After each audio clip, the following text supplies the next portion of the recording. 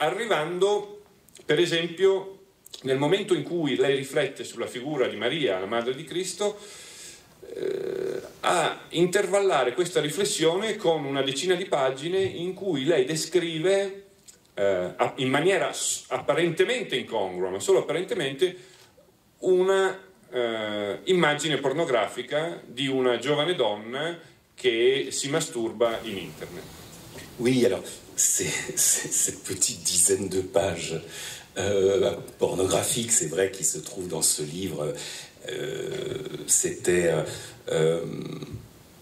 je n'y ai pas du tout pensé en termes de profanation, du tout. Le fait est que, à un moment, je les avais écrites, donc ça m'amusait de les écrire, et puis ensuite la question était de savoir est-ce que je les gardais dans le livre ou non. C'était pas obligatoire de les garder dans le livre était possible sans.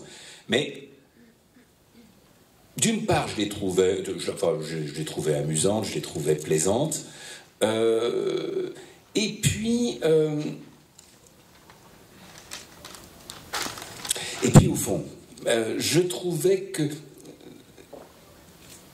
quand on essaye d'écrire sur l'expérience humaine, même en partant de la sienne, enfin, puisque c'est celle à laquelle on a accès, l'expérience humaine est faite de choses extrêmement variées, et j'aime bien les livres qui prennent en compte le maximum de cette variété. C'est-à-dire que je n'aime pas les livres donc qu'il y ait dans un livre sur la naissance du Nouveau Testament, qu'il y ait des pages sur une fille qui se masturbe sur Internet, ça me paraît pas de la profanation, ça me paraît tout simplement donner une idée de la variété de l'expérience humaine. C'est-à-dire qu'on est des gens qui pouvons passer des heures et des heures à lire des pères de l'Église et en même temps à regarder des vidéos porno sur Internet. On est les mêmes qui faisons ça.